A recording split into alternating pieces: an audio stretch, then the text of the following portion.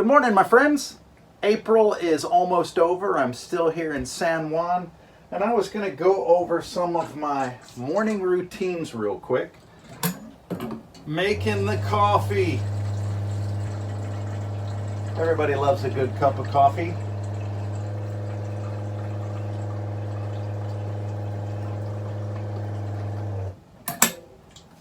This is the non-filtered water. This is from our regular holding tank, but it's about to get boiled. This is my reverse osmosis system. All of the drinking water that I drink comes through this system.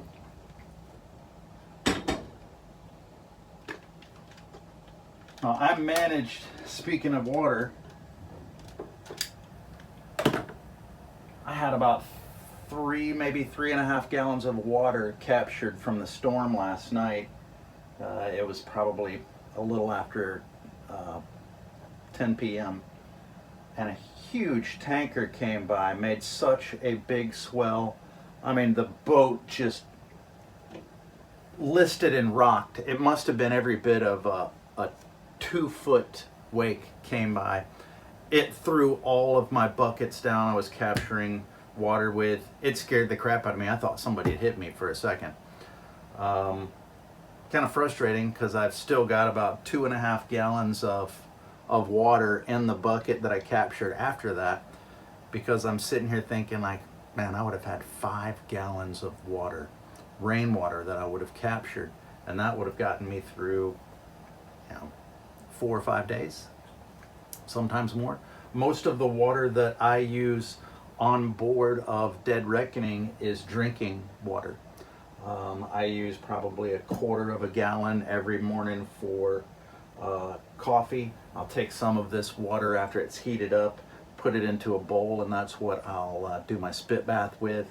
I'll go to the head, use some nice warm water, get washed down pretty good. And then I use electrolytes and fill this thing up about 7 or 8 times a day. Being out here, it gets so hot sometimes that there's not enough water that you can drink. And so, however you say this one, I got it on Amazon. I ordered about 12 of them. Is one of the best electrolytes. It's really inexpensive. These were about $12 or $13 a piece. I think it's 90 servings in each one. I'll get about 3 weeks out of this one container, and I put just enough into my water bottle every day to just make it taste good. So as I was saying, this is my reverse osmosis system water. So there's a little tiny propane tank size water tank up underneath the sink and a series of filters. And so I designed this one so that you could put just about any fresh water into the holding tank, and when this one rejects, which a reverse osmosis system, it throws the water through the filters, and any of it that spills over or comes past, it normally throws it back out and away. And so I put that water back into the holding tank because this is probably the most precious commodity that we have on the boat. And so no water gets wasted, and a lot of the water that goes back into the holding tank is quadruple filtered water. And if you hear that pump running when it goes da da da da, that is actually, it's filling up what little bit of water I just took out of the reverse osmosis system. So it starts turning on that pump, and it's filtering water and putting good filtered water back into here. And like I said, everything that's rejected out of that spillover, there's a small little 1/4-inch tube that runs all the way back to the holding tanks, and so you get filtered water eventually gets back in. So water bottle full, 20 ounces. Doesn't take very much of this to make it taste good and to give you some good electrolytes. Put some vitamins and minerals back into your system. Now there's another thing that I do personally that helps me out. I love sea salt. This is one of my favorites. This is Baja Gold. here recently when I went through the Bahamas. They have all those Morton salt mines there, and this was 5 pounds of Morton salt that I bought for $6, which is a lot cheaper because this 5 pounds was $25 back in the States. I think I got it on Amazon. I love Amazon.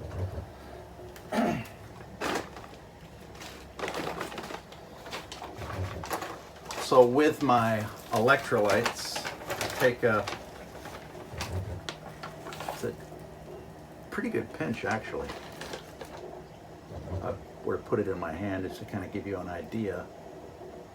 That's how much salt I put into my water.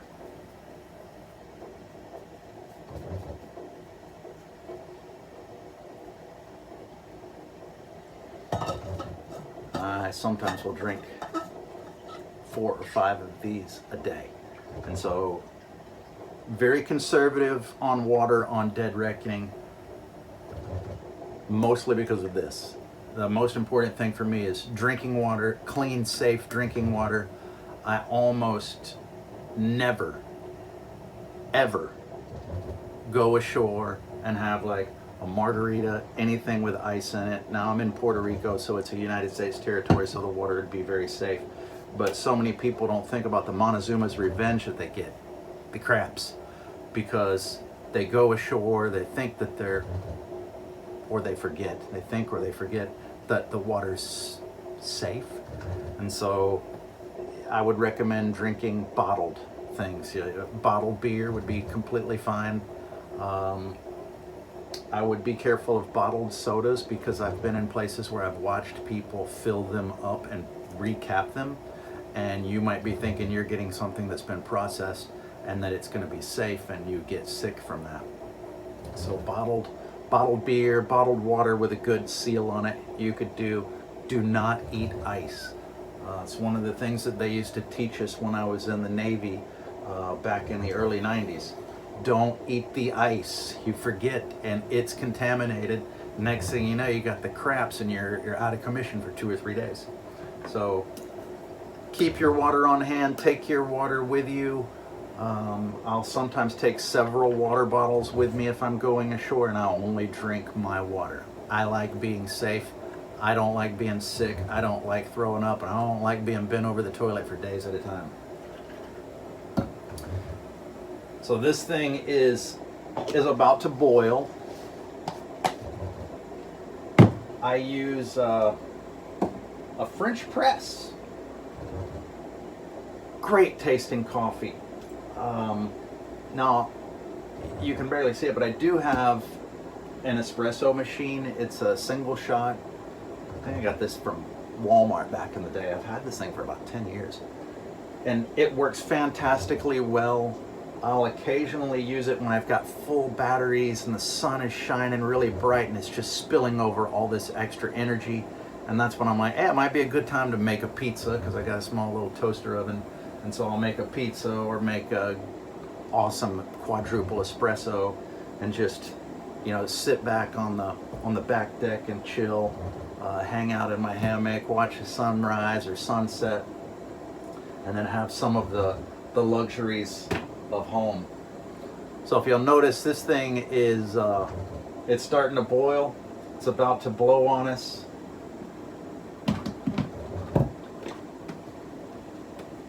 Cafe Bustelo. Love this stuff. I think I bought 7 or 8 of these before I left the States because it was about $10 a piece. Wish I would have found the bigger ones sooner. They had some that were about twice as big as this for about $14 or $15, and I found them after I'd already loaded up. And you get out here now and you can't find anything this big. They'll try and sell you 1 pound of this. I found here was 12 or 14 bucks. And I'm like, golly, this was a little less than 10 here. It might not even be a pound that they're selling. It might have only been 10 or 12 ounces. I really don't remember, but it was extremely expensive for coffee.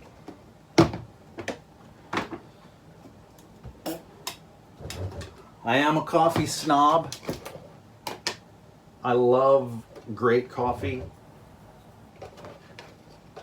To be quite frank, my favorite coffee I've ever tasted is Seattle's Best. It's like I love the flavor of their French roast is one of my favorites. Their dark roast, but it's not economical, and you can't find it out here. Cafe Bustelo is a pretty common brand. You can find it just about anywhere. And hey, it tastes great, and it's less filling. Oh.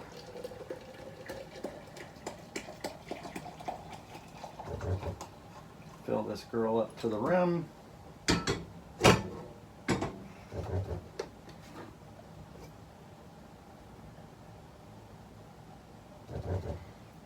Let her steep for about 5 minutes. And to help hold in that heat, have a couple of cups of coffee. This thing makes about 2.5 cups of coffee. And so to help keep it warm, I'll wrap it with one of the kitchen towels just to keep it a little warmer. And you'll get to see how I love to make my coffee with a little bit of butter and a little bit of salt. I may be a little weird, but my best friend Rob told me about the butter a couple of years back. So he's got a degree in nutrition. And so he's also 52, 1973 vintage year. And one of the things that he told me, he was like, man, if you don't want to have dumping syndrome, where you get so many people, they'll have a couple cups of coffee, next thing you know, it's like, oh my God, I gotta go to the bathroom, and they sit on the toilet and I gotta take a dump. And he was like, man, if you put a little bit of butter or some oil, like coconut oil, just a little bit into your coffee, it bonds with whatever gives you that dumping syndrome. And it does two things. Instead of giving you that, I'm Cornholio, I need TP for my bunghole, instead of giving you that big caffeine rush, it levels it out. And so you get this steadier caffeine rush without the jitters and the shakes, and it virtually eliminates the dumping syndrome. Now, the other part was when he told me that coffee strips the magnesium out of your system. And magnesium is one of the biggest deficiencies that people have all the way around the world. I think number 1 is magnesium, and number 2 is copper, number 1 is copper, number 2 is magnesium. And so by putting a little bit, a nice little pinch of salt into your coffee, number 1, it tastes significantly better. You like putting salt on your meat. You put salt on just about everything else that you eat, it makes it taste better. Try putting a little bit in your coffee with a little bit of butter or some coconut oil and see how much better it tastes. But it puts the magnesium back into your system that the coffee is literally stripping out of you when it comes through. And so a little bit of salt, a little bit of butter goes a long way to making it taste significantly better. I almost can't even stand a taste of I can't stand the taste of a cup of coffee that doesn't have it. Won't even drink it. And I like my coffee black. And so by having it this way, I get a good bit of flavor in it. Now every once in a while I'll put, I keep condensed milk and coconut milk on board for different snacks and some recipes. Every once in a while I'll make some great key lime pie using those two. And so by I don't know, sometimes in the middle of the night, I might take and have a little craving for some coffee. And so I'll make a pot of coffee and use like a little bit of condensed milk and some of the canned coconut milk and put it in here and make like a nice little latte-ish, coconut latte. It's really good when you want something sweet every once in a while. Now, one of my other morning routines is breakfast. And so very rarely do I have any type of cereals, and especially no processed cereals. Like, you're not going to find Corn Flakes or Captain Crunch or anything like that. No Cheerios on this boat. Not even like oatmeal. Like, oatmeal is so bad for your gut. But what I do is I love some of these mixes, and this one is one of my favorites. It's mostly nuts with some fruit. There's like a couple raisins in there and some cranberries, as you can see. Yeah, I lost that one. And so I kind of make my own little cereal whenever I can get to a place and get a small little thing of milk. And so I don't eat very much milk. I eat a lot of cheese. To me, cheese is a pretty good luxury. I put cheese on just about everything. I make a lot of patty melts and sandwiches, hot dogs. So if I'm cooking, I can take a block of cheese, and I can make a block of cheese last almost 2 weeks. Just little slices, and add just a little bit of flavor. And so I do have to buy stuff like this that was kind of processed in a plant. And so one of my rules to myself to stay in shape was this slogan that was taught to me.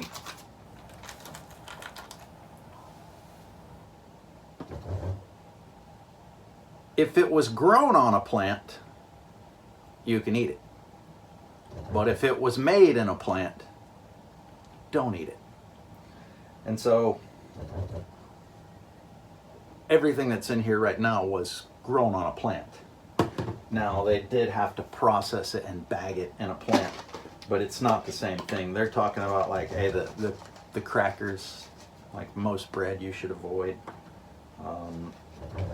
So I try to use really good, wholesome breads. Like, I love Ezekiel bread whenever I can get it, because the Bible says that it's good and it tastes really good. It's really expensive, but when you can find it, or when I can find it, I get Ezekiel bread.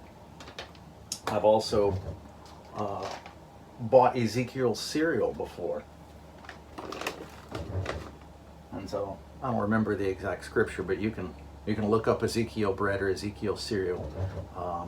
There's a chapter in Ezekiel where they talk about how to make bread from these different grains, millet and other stuff that they have near Israel and Jerusalem. It's good stuff, but as I said, it's pretty expensive. And so here I am. I've made my cereal with some of that omega-3 mix. I've put a little bit of coconut flakes in here. Now, it does have some sugar added to it, but I don't eat almost any processed sugars, except for some dark chocolate every once in a while. I did provision up. There's like 4 great big bars of dark chocolate in the freezer, which will last me months. You know, I get a craving every once in a while. I'll break 3 or 4 pieces off of that. Be honest, every once in a while I eat a whole darn bar. Who doesn't? So this is one of my luxuries every once in a while. Whenever I'm close to shore and I can, have some of the similarities to being back at home in the States, like a great cup of coffee and a bowl of cereal. I mean, every once in a while I get some ice cream. I got some Ben and Jerry's the other day. Oh, I love Cherry Garcia. I actually, speaking of, this is the one that you almost never find. The absolute best yogurt anywhere on the planet, hands down. I don't care what anybody says. Hey, and 10% fat. out here, you want the fat, all of it, every bit of the fat that you can get. But I love this stuff. I do the same thing. Instead of putting the milk in there, sometimes I'll just put a little bit of this Greek yogurt in there. Oh my God, it's such a treat. You know, you can freeze this too. I've made shakes. Actually made some really good virgin pina coladas with this. Used this, some of the coconut milk, a little bit of condensed milk, lime. I actually use some lime rind, whole oranges I've put up in there, and then I'll use some of the electrolytes too. Throw some ice in that blender, crank that thing up, and y'all, it is so good. It's so good. Now I do have some rum, and so I might make one in a couple of days just to show y'all, and have like a really good rum pina colada on the boat.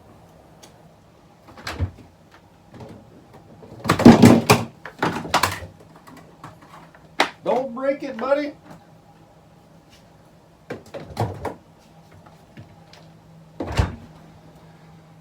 All right, almost done. Just probably a teaspoon of honey. Don't really use much of that. This cinnamon. I'm going to throw y'all for a loop with the next one I put in here.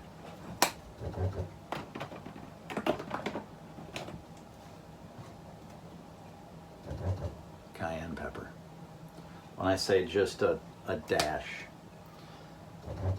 Cayenne pepper is really good for your circulation and for your blood. So I love putting just a little bit of that in there. And then again, this one thing that I do again is a little pinch of salt. And now that breakfast bowl, that's one of my favorite cereals in the whole wide world. Probably got 75 cents tied up in this meal right here. If I add it all up, that's probably $10 or $12 worth of supplies that I use for making this, and I could probably get 20 bowls of cereal.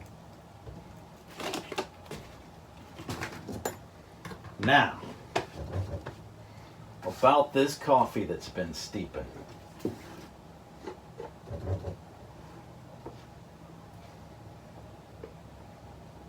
Pressure coming down on you, coming down on me. Pressure. This thing's got so much pressure. I'm actually pushing down on it really hard.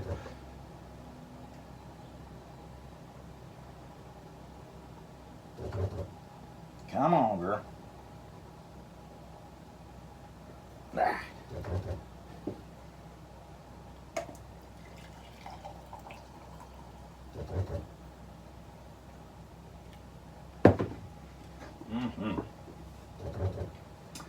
Now, if in the back of your mind you're thinking like, Michael James has got to have the highest blood pressure of anybody I know, I keep a blood pressure machine on the boat, along with all my other medical stuff.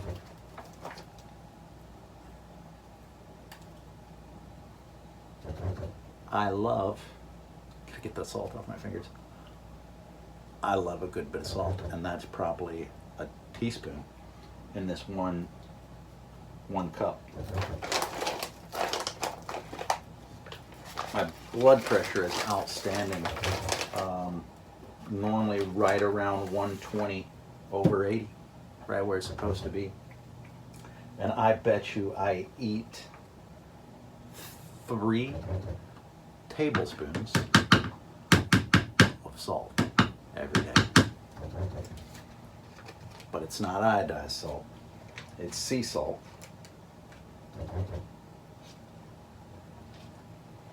I just pulled this out of the cereal, but just to show you how much butter I put on there, it's probably almost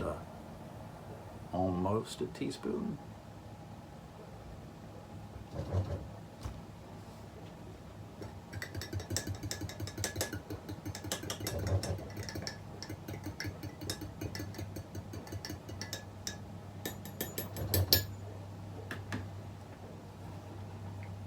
All right. Let's go enjoy this. Almighty God, I thank you for another absolutely wonderful day. For this food that I'm about to eat, for getting me here safely, for another fantastic sunrise, and a place that I'd never been before. Lord, bless all things that I do for your kingdom. Keep me on track, Lord, and draw me close to you in all things. Show me where I'm supposed to be and what I'm supposed to do. I pray for everyone, my Lord, for peace and for blessings for this kingdom here on earth. And I ask that you'll bless this to my body and my body to your service. And your Son, Christ Yeshua, my Jesus' name. Amen.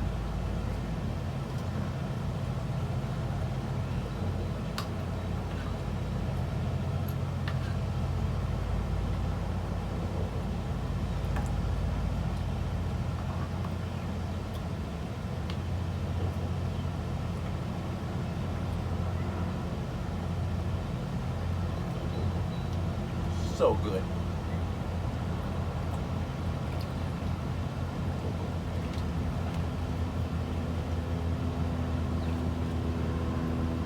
This is the life. A solo sailor.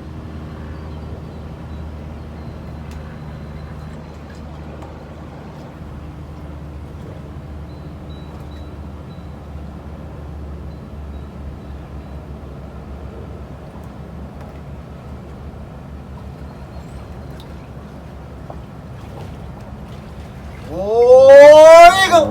Hey!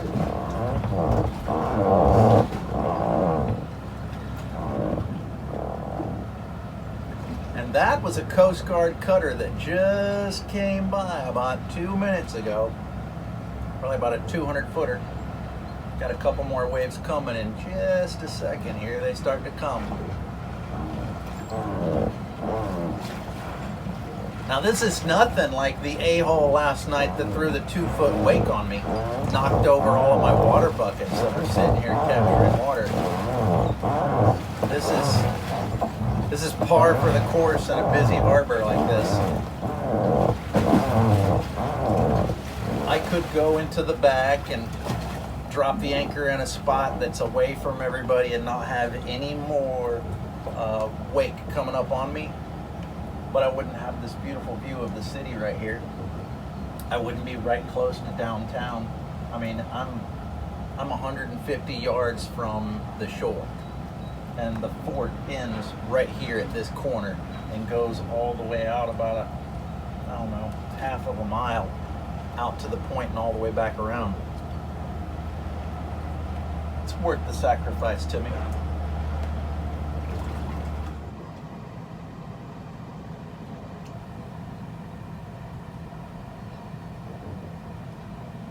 Hear the word of the Lord, O you nations, and declare it to the isles far off, and tell them, He that scattered Israel will gather him and keep him as a shepherd does his flock.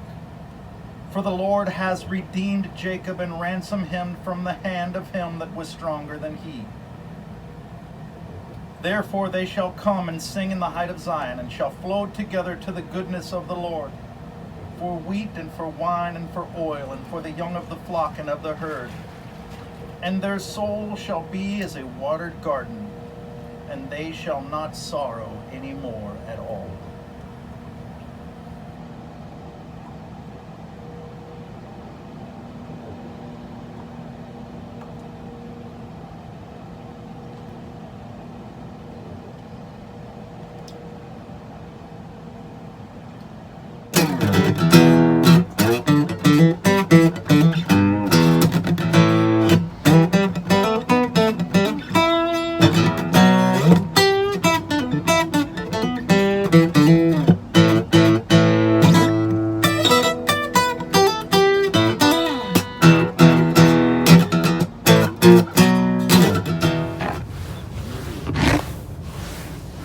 The morning after a rain scrub down. It's the best time to wash the boat, no wasted water, cleans up really nicely.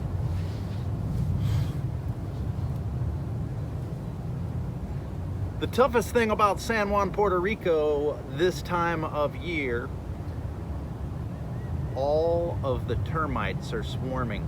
So I keep the hatches all closed. It's also been raining a lot, it's another reason to keep them closed. But when you wake up in the morning, there's just dead termites all over the boat, wings everywhere. So if you have a wooden boat, be really careful about termites. I termite treat this one about once a year with some stuff that I can get at Home Depot and Lowe's. It's one way to not have a nightmare and wake up one day and your finger goes through the side of the boat, or you sit down on a wooden bench and it breaks in half.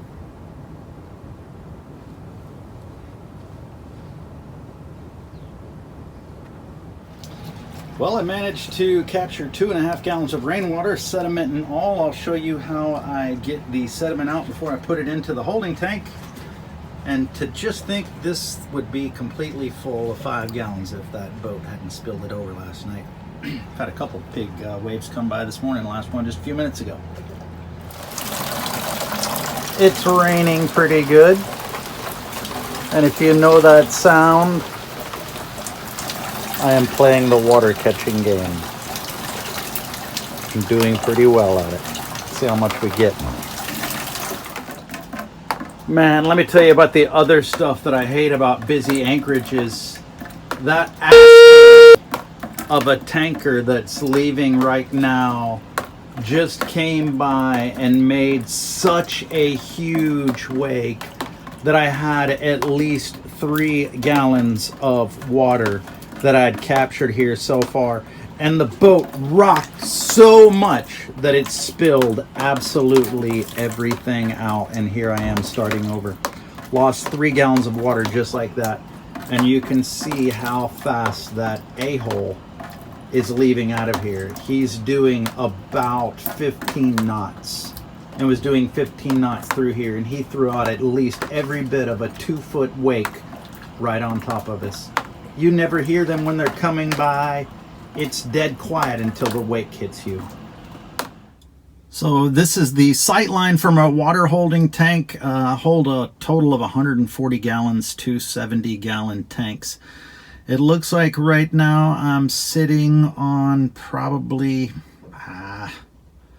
maybe 120 gallons at the most, according to that sight line right there. So I'm about 20 gallons short of what I need to be full. So I just checked the logbook.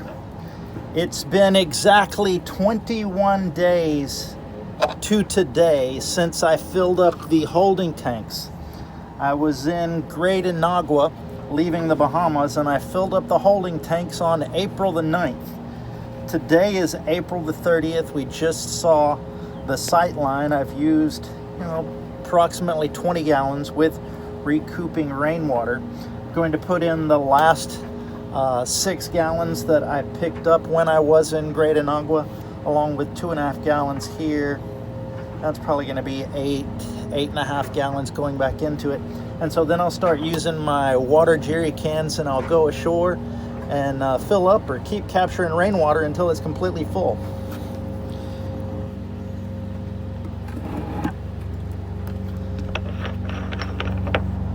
Always put these in your pocket. It would really stink to lose that joker overboard. I love these jerry cans because it's super easy to get your water in. Sit there, leave it alone, open the valves, and it takes care of itself. Now this is a little different. So this is a clean white rag. I say it's clean. It's just stained, but it's stained from doing this.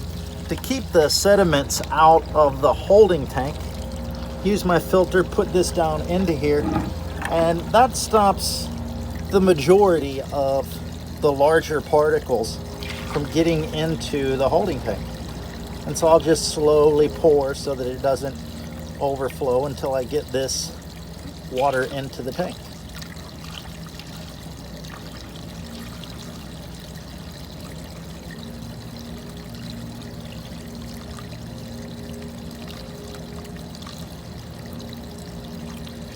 Now I do have a water maker on board.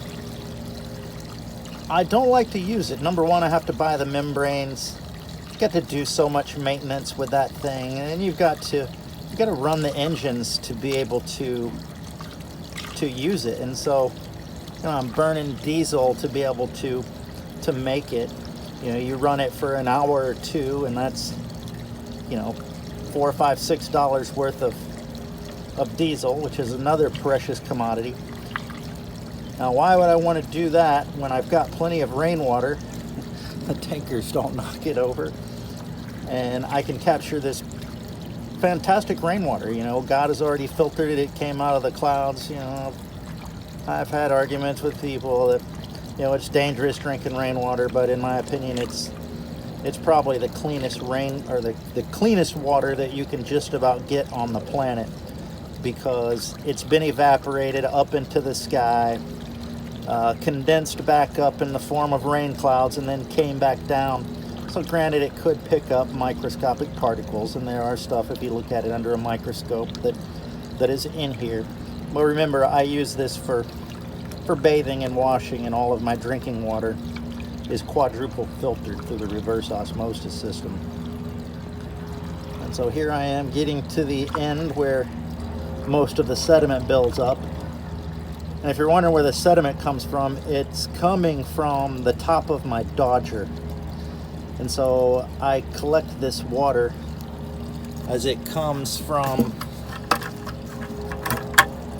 the top of the Dodger, and this is the junk that you don't want to get into your system.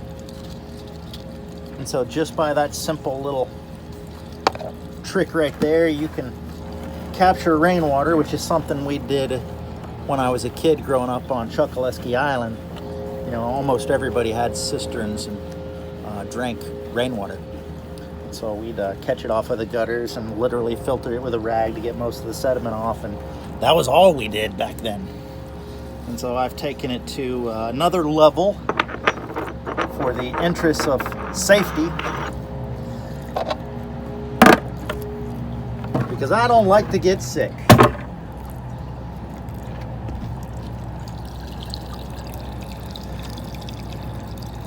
Now around here, I don't know of a single place to get water.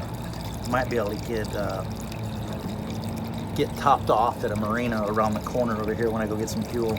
I've got to get 20 gallons of fuel. And it looks like I'm going to need about 20 gallons of water too.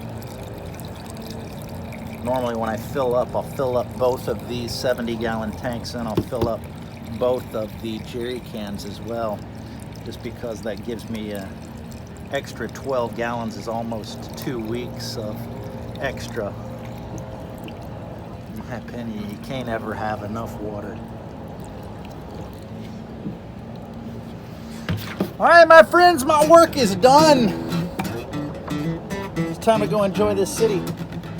Got to get a couple supplies for a project tomorrow. Peace out, be strong, and be fearless. And remember, if you're thinking about buying a boat and sailing away, be strong and be fearless, and just bust out there and do it.